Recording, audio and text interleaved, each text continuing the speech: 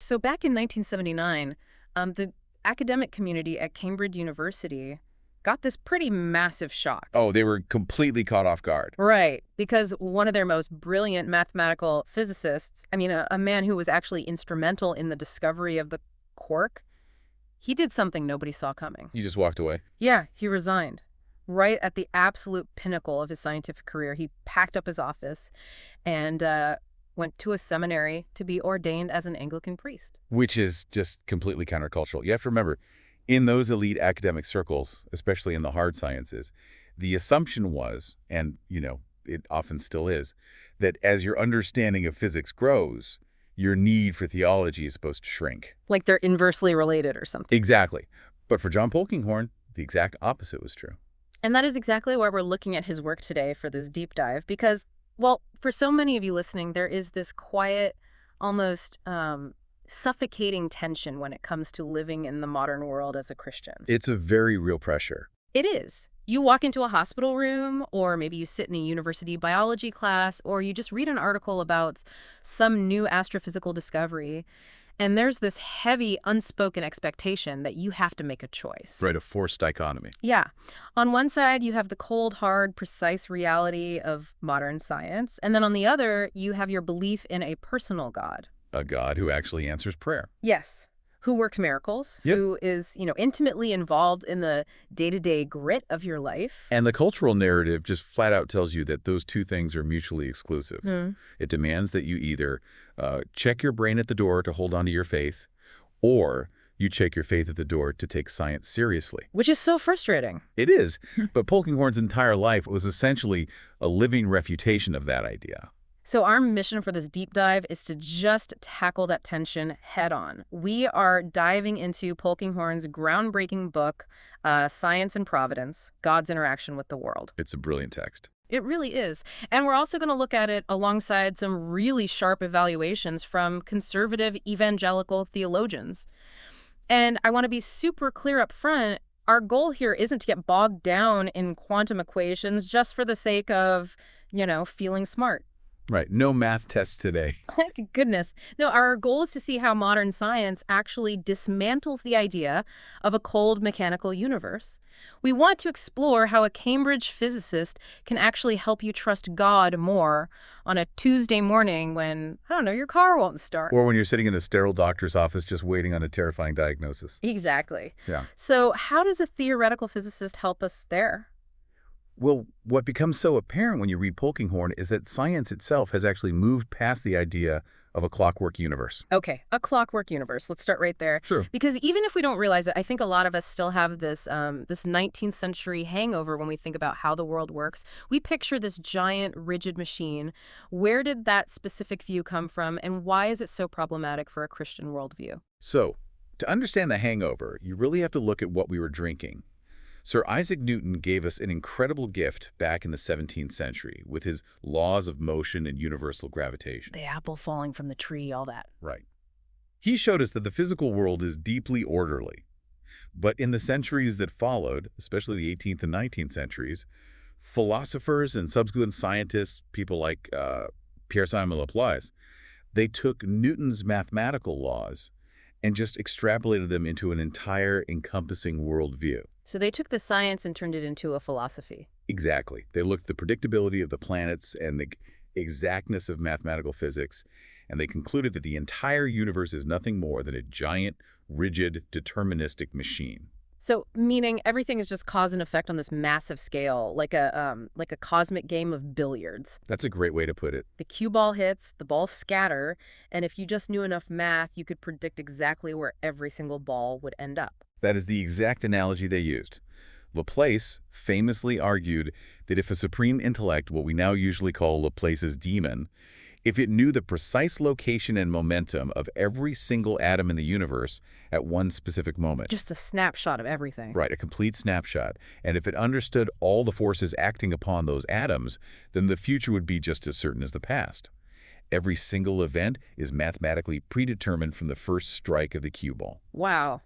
But hold on, if the universe is a perfectly determined machine where every atom's path is already just locked in, Where does that leave human free will? It pretty much obliterates it. Or, more importantly for our deep dive today, where does that leave God? Well, it pushes God entirely out of the picture. Theologically, this deterministic physics led directly to a concept called deism. Deism, right. If the universe is a perfect, self-sustaining, flawless clock, what is the role of God? Deism says that God is merely the divine clockmaker. He built the intricate machinery, he wound it up at the very beginning of time, and then he just, stepped back, crossed his arms, and walked away. Just left it to run entirely on its own built-in mechanics. Exactly. So he isn't involved anymore at all. He's just a distant landlord who, I don't know, collected the deposit and hasn't been back to the property since. Yes.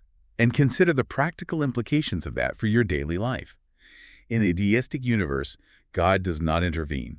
He cannot answer your prayers. He cannot perform miracles. Because to do any of those things would mean he has to break into the machine. Right. He'd have to halt the gears and mess with the mechanism. Furthermore, the deists argued, if the machine was designed perfectly to begin with, why would an omniscient creator need to act like some divine tinkerer, constantly returning to fix a clock that he himself built? Man, that is utterly terrifying. I mean, it's so cold. And I can see immediately why conservative evangelicals and Polkinghorne himself would completely reject that. Oh, absolutely. Because a God who just winds up a clock and abandons it is absolutely not the God we find in the Bible. The God of Abraham, Isaac, and Jacob isn't a distant engineer. He's deeply, relentlessly personal. He is a God who calls people by name.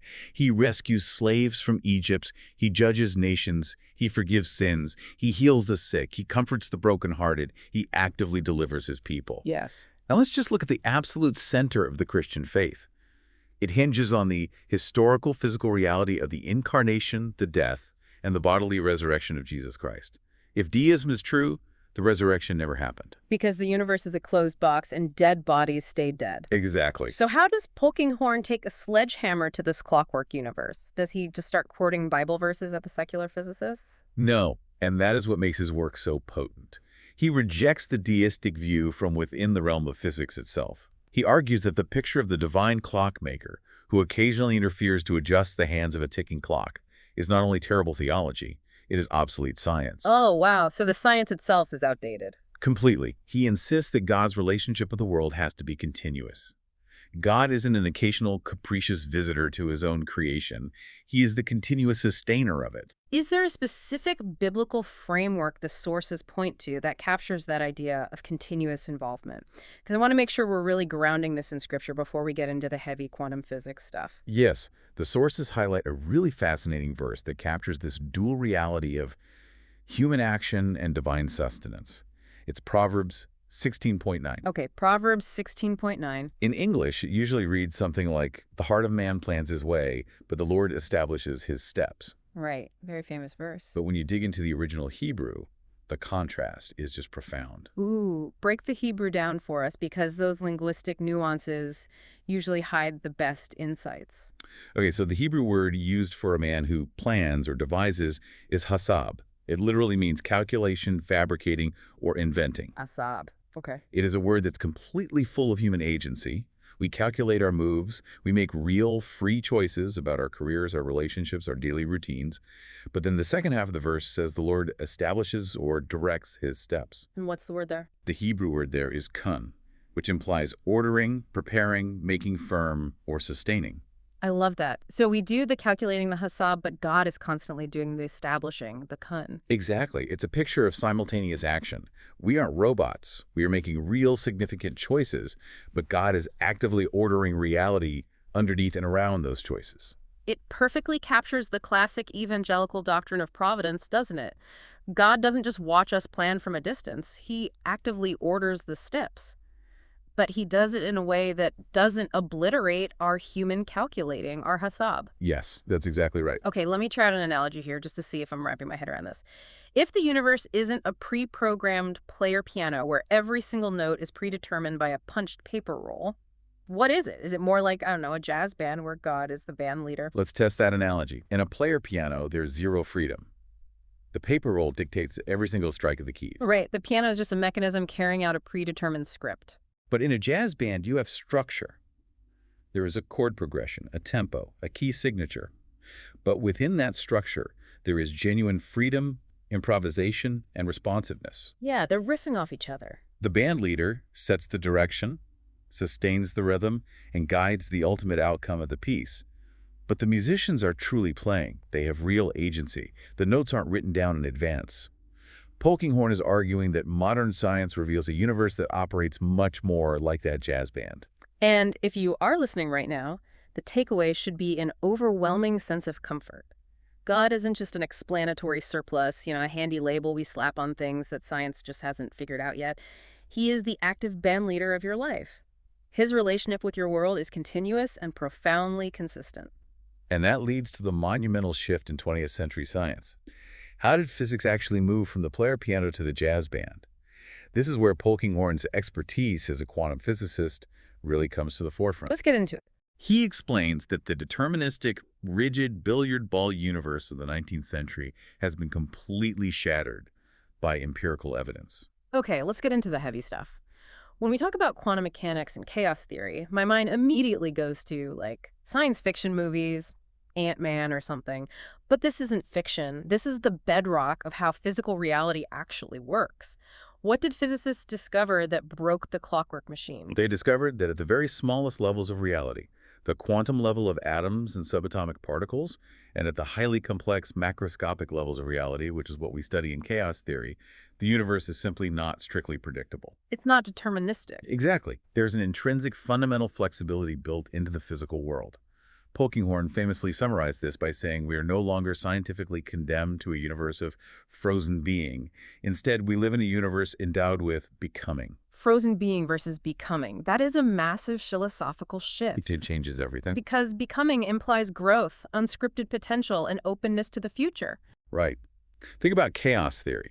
It demonstrates that highly complex systems like global weather patterns or fluid dynamics or even the stock market are incredibly sensitive to the tiniest changes in initial conditions. This is popularly known as the butterfly effect. The idea that a butterfly flapping its wings in Brazil sets off a chain of tiny atmospheric changes that eventually causes a massive tornado in Texas a month later. Exactly. And what this means scientifically is that there is a macroscopic unpredictability to the universe.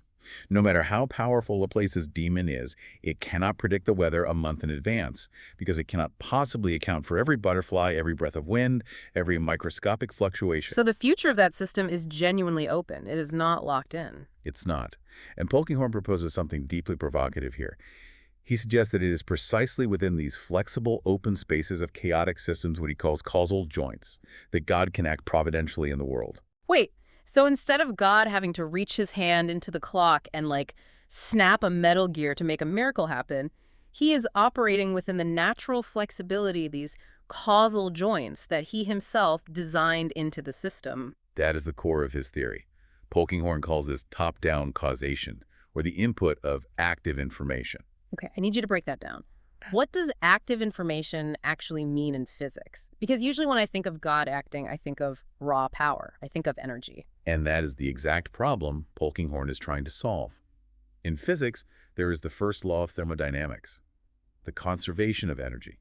Energy cannot be created or destroyed in a closed system. Right, basic high school physics. If God were injecting raw physical energy into the universe every time he answered a prayer, he would be constantly violating his own laws of physics. Scientists would be able to measure these sudden, inexplicable spikes of energy in the universe. Which we don't see. Exactly.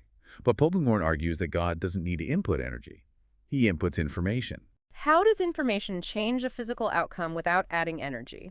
I think I need an ELI 5, explain it like I'm 5 analogy for this. Sure. Imagine a massive freight train barreling down a track. The train has millions of tons of kinetic energy. Now imagine a fork in the track up ahead, controlled by a switch. Flipping that switch takes almost zero energy compared to the energy of the train. Right, it's just a tiny mechanical lever. It is a microscopic movement in the grand scheme of things. But by flipping that switch, you input information into the system. You determine the destination of the train without adding any raw power to the train itself. Oh, wow. That's a great analogy. Polkinghorne is suggesting that the microscopic uncertainties in quantum mechanics and chaos theory are like a billion tiny track switches. Because the system is perfectly balanced and highly sensitive, like the butterfly effect, God can guide the system toward a specific outcome by selecting from among the physically possible futures just by flipping those tiny zero-energy switches. So He works within the grain of nature, not against it. Yeah. Okay, that is brilliantly elegant from a scientific standpoint. I mean, it solves the thermodynamics problem completely. But I have to be honest, my conservative evangelical alarm bells are absolutely ringing right now. I thought they might be. Yeah, I actually hate this idea just a little bit. Let's unpack that frustration. What is setting off the alarms for you? Well, it sounds like we are saying that God was basically sitting on his hands, unable to act in the world until the 1920s when Werner Heisenberg discovered quantum uncertainty. Oh, I see. Like, are we saying the creator of the universe is frantically looking for a scientific loophole, some little pocket of chaotic uncertainty, just so he can heal someone's cancer without breaking the rules of physics? That completely subjects God to the laws of nature. It puts him in a box. Yes, it makes him a prisoner of his own creation who just happened to find a sneaky way out. I can't accept that. Your reaction is exactly the critique that conservative evangelical theologians bring to Polkinghorne's work. The sources we are reviewing, specifically theologians evaluating Polkinghorne, express that exact same caution. Oh, good. I'm glad I'm not alone here. You're definitely not. They deeply appreciate his rejection of deism, and they love that he is proving to atheistic scientists that the universe is open. But they push back hard on his proposed causal joint. Because God doesn't need a trapdoor in the stage. That is the perfect way to phrase it. The evangelical critique points out that the creator-creation relationship is not a physical problem awaiting a scientific mechanism. God is the transcendent creator and the continual sustainer of all things at every moment. Right. He does not require a physical loophole, a quantum switch, to gain causal access to his own creation.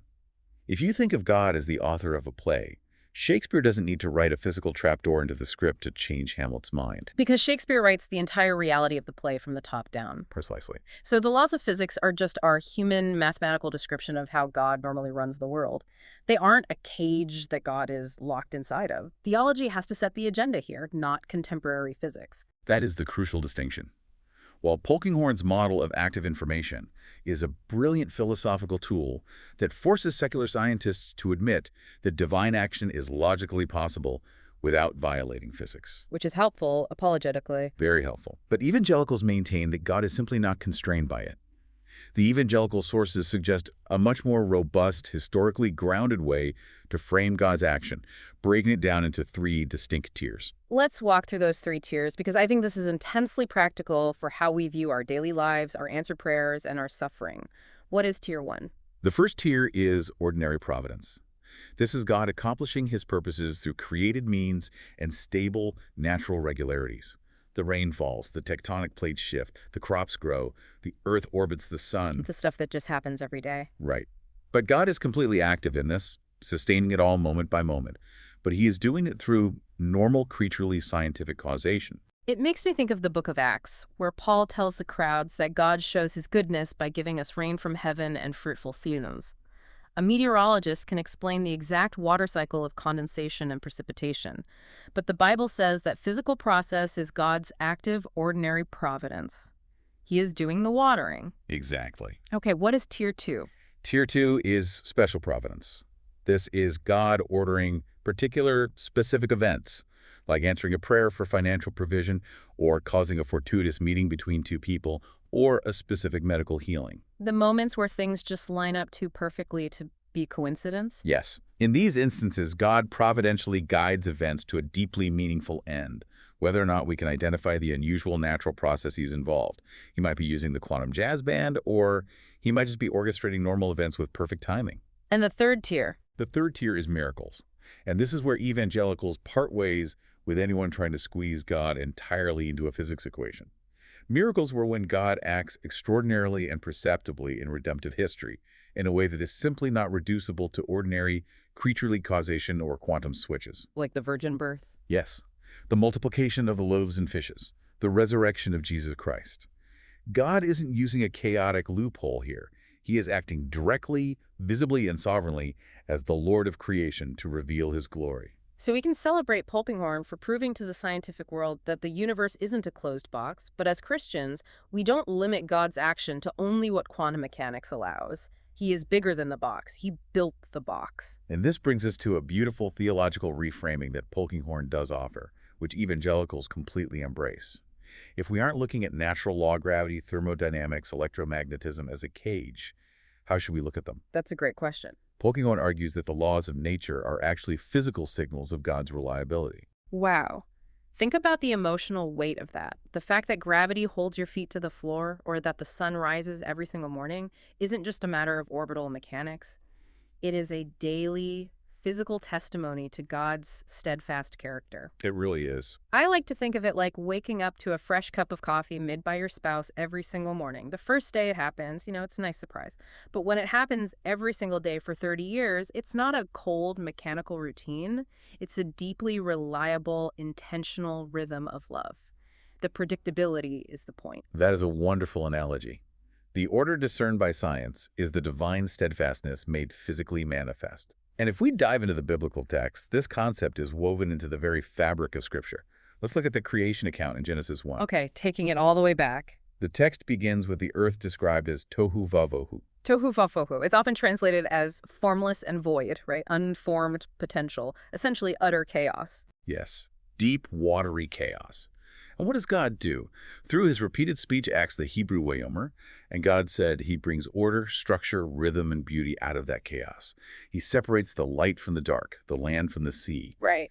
But he doesn't do this as a mere engineering project. The theological underpinning of God's sustaining order is his covenantal character, what the Hebrew Bible calls his cheesed. Cheesed. That is arguably the most important word in the Old Testament. It means steadfast, covenantal faithfulness. It is his loyal, never-ending active love. So the laws of physics, the regularities of the universe, are the physical manifestation of God's cheesed. Because he loves us, he gives us a universe that is stable enough for us to live in, to plant crops in, to make moral choices in, to understand through science. This connects so perfectly to the New Testament, specifically a passage in Colossians chapter 1 that just blows my mind every time I read it. Paul writes that Jesus Christ is the image of the invisible God, and in him all things hold together. There is profound Greek terminology in that passage that supports exactly what we are discussing. Paul calls Christ the icon, the exact representation or visible manifestation of God. And he says that tapanta, a Greek phrase meaning the absolute totality of created reality, every single quark, every galaxy, every human cell, every law of physics was created by him and for him. And then there's that vital phrase at the end of verse 17, in him all things hold together. The Greek word Paul uses there is synestikon. The grammar here is critical. It is in the perfect tense. In Greek, the perfect tense implies an action that occurred in the past but has ongoing, continuous present results. So it means an ongoing, continuous, sustaining action. Exactly. Christ isn't just the one who wound up the clock at the beginning. His active, ongoing, present power is the only reason the atoms in your body don't fly apart this very second. I want you listening to really let that sink in for a moment. Think about the devotional application of this reality. When your life feels completely chaotic, when things are spinning utterly out of your control, maybe you are looking at a terrifying financial situation or a broken marriage or a medical crisis, you can find deep, profound security in the very laws of physics around you. It's all connected. It is. The steady, automatic rhythm of your heartbeat, the gravity holding you in your chair, the sun coming up this morning. None of that is blind, mechanical chance. It is the continuous, active cheesed, the faithful love of Jesus Christ holding tapanta, all things, together. Right. Including you. It completely reframes how we view the physical world. A walk in the woods or a look through a telescope becomes a daily, moment-by-moment testimony of Christ's love. Yeah. But if we were going to talk about the physical world with intellectual honesty, we have to tackle the hardest question of all. The mystery of suffering. Because if God is intimately holding everything together and he's actively interacting with the world, how do we explain a pediatric oncology ward? How do we explain a devastating earthquake that wipes out a village or a tsunami that kills hundreds of thousands of people? If he isn't a clockmaker who walked away, if he is right here, holding tapanta together, why do these terrible things happen? This is the problem of natural evil, and it is a profound pastoral and theological challenge. Polkinghorne addresses this through a concept he calls the free process defense, which is deeply tied to an ancient theological concept called divine self-limitation, or kenosis. Let's unpack that. I am familiar with the free will defense when it comes to moral evil. That is the idea that God gave human beings genuine free will because true love requires freedom. Right, you can't force love. You can't program a robot to genuinely love you. But because we have free will, humans can choose to do terrible things. We understand that human choices cause moral evil like murder, theft, and abuse. But how does that apply to a tsunami?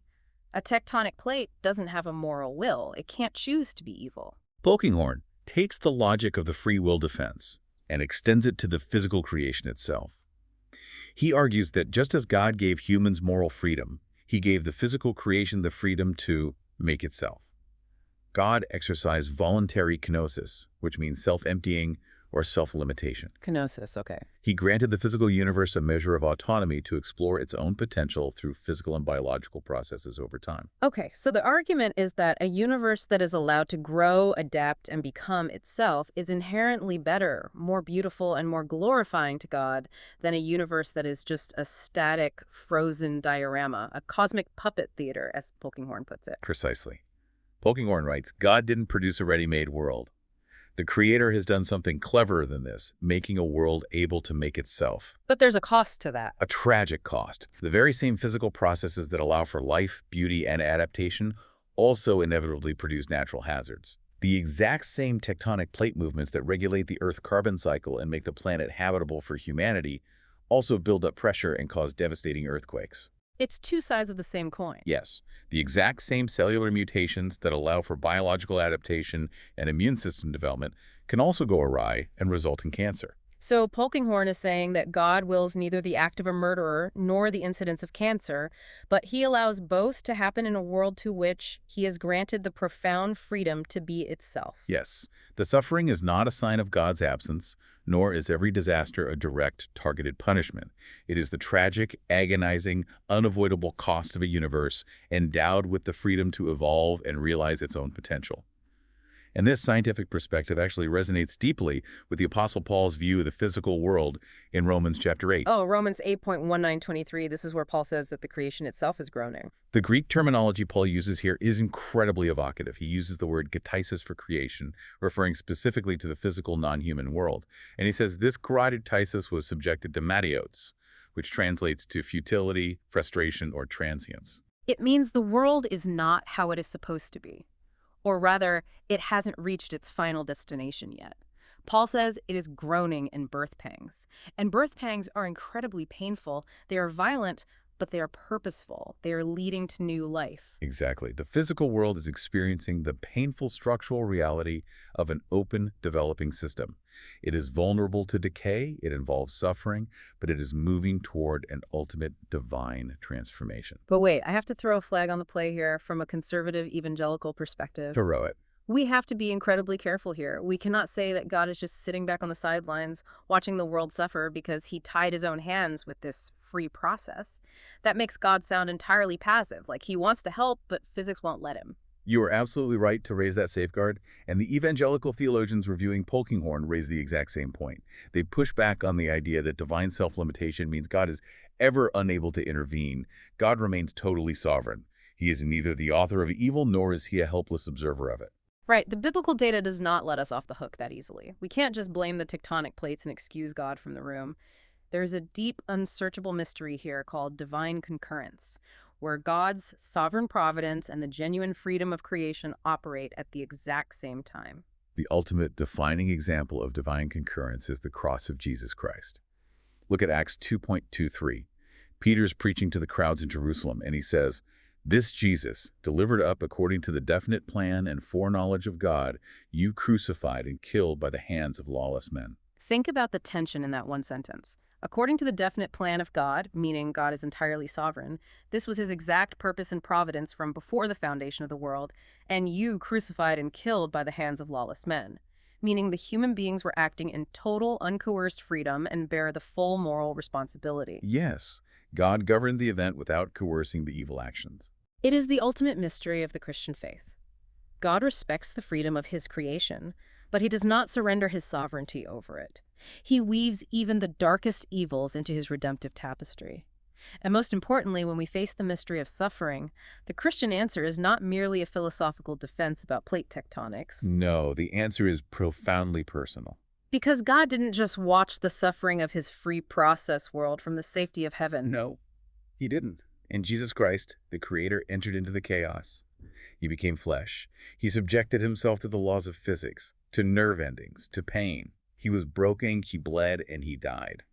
He shares the cost of the freedom he granted to the universe. That is incredibly moving. If you are a listener dealing with real visceral pain today, a scary diagnosis, the loss of a loved one, this isn't about explaining away your suffering with quantum physics or theological jargon. It's about knowing that the creator of the universe stepped into the darkness with you. Yes, he wept at the tomb of Lazarus. And knowing that he is actively working his definite plan for redemption through the very pain you are experiencing. Which logically leads us to the most vital daily practice of the Christian life: prayer. If God is working out his definite plan and the universe is this dynamic, open system of becoming, why do we pray? What are the actual mechanics of prayer in an open universe? Yeah, let's get deeply practical here, because I think a lot of Christians secretly struggle with this. If God is completely sovereign and he is omniscient, so he already knows what is best and he is perfectly good, so he's going to do what is best, why am I asking him for things? It's a fair question. Let's go back to that hospital room. When I sit in a sterile waiting room and pray for a sick friend, am I just comforting myself? Is prayer just psychological therapy to make me feel better while I wait for whatever God was going to do anyway? Or am I actually doing something that changes physical reality? Polkinghorne argues fiercely that prayer is not just a psychological coping mechanism. Because the universe is an open system of becoming, human requests have genuine causal weight. We are not trying to force a closed, predetermined machine to change its gears. We're actively participating in a flexible, open system. Yes. Polkinghorne describes prayer as the aligning of our wills with God's and the assignment of value. Assigning value. Unpack that phrase. What does he mean by that? When you sit in that hospital waiting room and pray for your sick friend, you are assigning value to their life and their healing within the cosmic process. You are taking your God-given human freedom, your agency, and focusing it like a laser beam on a specific need. And by doing so, you are uniting that human desire with God's love and will.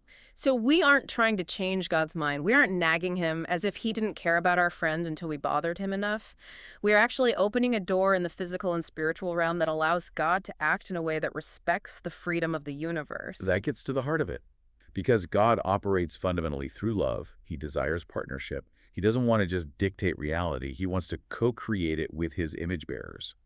By asking, you are opening new avenues for divine providential action that genuinely might not have been open if you had not offered your free will to partner with his. Your prayer becomes a part of the active information guiding the system. Exactly. Jesus taught us this directly in the Lord's Prayer in Matthew 6. Your kingdom come, your will be done, on earth as it is in heaven. We gloss over that so quickly, but it is a radical statement of cosmic partnership. The Greek in that passage is very deliberate. The word Jesus uses for asking or requesting is ideo. And what are we asking for? We are asking for God's basileia, his sovereign reign, his kingdom rule, his perfect order to manifest in the physical, chaotic world. Wow.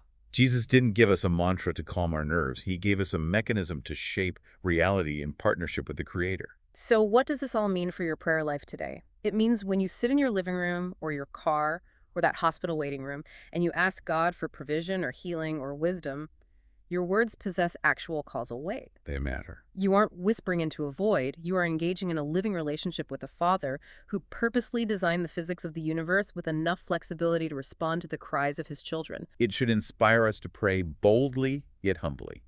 Boldly, because our prayers actually matter to the outcome of history.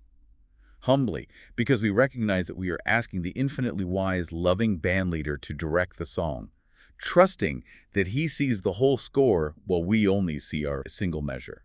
And sometimes the bandleader does something completely unprecedented in the music, which raises the question of miracles. Miracles. If God normally works continuously and consistently through the grain of nature, utilizing these subtle causal joints, what do we do with the big flashy miracles in the Bible? Did God just make a mistake in his initial design and now he has to periodically come down, rip up the sheet music, and fix a bug in the software? Not at all. Both Polkinghorne and the conservative evangelical theologians evaluating him strongly reject the idea that miracles are God breaking his own laws because of a design flaw. Yeah. Instead, miracles should be understood as rare, deeper manifestations of his consistent nature during key, pivotal moments in salvation history. How is parting the Red Sea a deeper manifestation of consistency? It looks like the ultimate inconsistency. Think about what the laws of physics are designed to do. They reflect God's general faithfulness to sustain the world. But at critical moments like the Exodus or the life of Christ, God acts to reveal a deeper truth about his ultimate redemptive plan. The miracle is not a defection from his faithfulness. It is an escalation of it. An escalation. I like it. A miracle is a signpost pointing to the ultimate destiny of creation. Oh, I see. Like when Jesus heals the blind man or calms the chaotic sea, he isn't just showing off his raw power. He isn't doing magic tricks to win an argument. He is giving us a preview, a physical foretaste of the coming kingdom. Yes. A kingdom where there is no blindness, no disease, and where the chaotic seas are completely at peace. He is showing us what the universe was ultimately built for. That is exactly the theological consensus. Yeah. And this leads us to the ultimate miracle, which is the foundation of all Christian hope. What is the ultimate destiny of this open universe we live in? Because if we look purely at physics and leave God out of the equation, the picture is incredibly bleak. Right, because of entropy, the second law of thermodynamics. Correct. The second law of thermodynamics tells us that closed systems inevitably move toward maximum entropy, which is a measure of disorder. Over vast stretches of time, stars will burn out their fuel, galaxies will drift infinitely apart, and the universe will experience what physicists call heat death. Just totally cold, dark, silent, and lifeless. Yes, it is the ultimate futility. Which is a deeply depressing thought, especially for scientists who don't believe in God. They look at the math and realize that everything humanity has ever done or will ever do is ultimately going to be erased by the heat death of the universe. It leads to despair. So some scientists try to invent theories to find hope purely within physics. The sources mention something called the final anthropic principle. What on earth is that? It is a highly speculative physical theory proposed by some cosmologists. It attempts to argue that intelligence must come into existence in the universe, and once it comes into existence, it will somehow manipulate the cosmos so that it never dies out. Manipulate the cosmos. Yes, it is essentially an attempt to secure human hope through cosmology, hoping that our distant descendants will evolve into some sort of immortal cosmic computer that survives the end of the universe. That sounds less like physics and more like a desperate secular religion. And Polkinghorne, even as a top-tier physicist, completely dismisses it, doesn't he? He dismisses it entirely. He points out that speculative physical eschatologies, physical theories about how the world ends, cannot bear the weight of ultimate human longing. They are empty.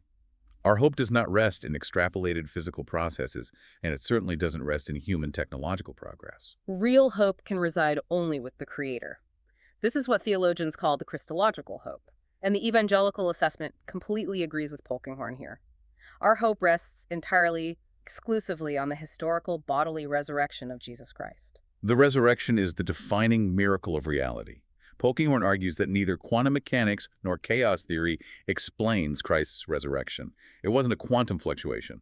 It was an unprecedented direct exercise of divine power. Yes, God did something entirely new. He raised Jesus in a glorified physical body that is no longer subject to entropy or decay. That glorified body is the seed of the new creation. It is the absolute guarantee that God will not abandon his creation to ultimate futility. Death does not have the final word. Entropy does not have the final word. The book of Revelation, chapter 19, verse 6, gives us the ultimate shout of triumph. Hallelujah! For the Lord God omnipotent reigns. Look at the Greek word used there for omnipotent. It is pantocrator. It means absolute, all-encompassing, supreme sovereignty. The God who is holding all of Tapanta together in Colossians is the Pantocrator in Revelation, who will bring all of physical reality to a glorious, redemptive conclusion. He promises a new heaven and new earth fused together. So let's bring all of this together. Let's synthesize the journey we've just been on. If you walked into this deep dive feeling that quiet tension, feeling like you had to choose between being a rational person who respects science and a faithful Christian who believes in a personal God, you don't. You really don't. Science does not condemn you to a cold, frozen, mechanical universe where you are alone and your prayers bounce off a brass ceiling. Actually, it's more profound than that. Modern physics actively reveals a dynamic, open, deeply interconnected world. It is a world characterized by becoming. It is a universe perfectly suited for the loving, interacting, providential God of the Bible. Yes. The laws of nature are not a cage keeping God out. They are the daily, reliable rhythms of his steadfast love. You do not have to check your brain at the door to believe in providence, answered prayer, and miracles. You can step out into your day-to-day recognizing God in the ordinary regularities like the sunrise, the gravity keeping you grounded, your next breath, and you can trust Him deeply in the chaotic uncertainties, knowing He is intimately at work in the details. And even when you face the very real pain and suffering of a world that is still groaning in birth pangs, you can rest in the knowledge that the Creator entered into that suffering with us on the cross. And because of the empty tomb, you have an unshakable living hope. I want to leave you with one final provocative thought to chew on today. We spent a lot of time talking about chaos theory and how the universe is fundamentally open and unpredictable at its deepest levels, and how that openness is exactly where God can act through active information. What if we apply that scientific truth to our own spiritual lives? That's an incredible lens to look through. Think about the areas of your life right now that feel the most unpredictable. The situations that feel totally out of your control, the chaos that is keeping you up at night, the things that make you feel like everything is falling apart. What if the very unpredictability and chaos you are experiencing in your own life right now isn't a sign that God has abandoned you or lost control? What if it's the opposite? Exactly. What if it is the exact open space where He is most actively writing your redemption story? Just like He brought order out of the tohu vavohu in Genesis, He's actively working within the chaotic joints of our lives to bring about His His faithful covenantal love. The X-ray machine might not be able to show us a clean binary picture of exactly what God is doing at every moment. The landscape of your life might look a little murky, a little complex, a little open. But in that openness, you aren't lost. You are deeply known, fiercely loved, and held together by the Lord God omnipotent.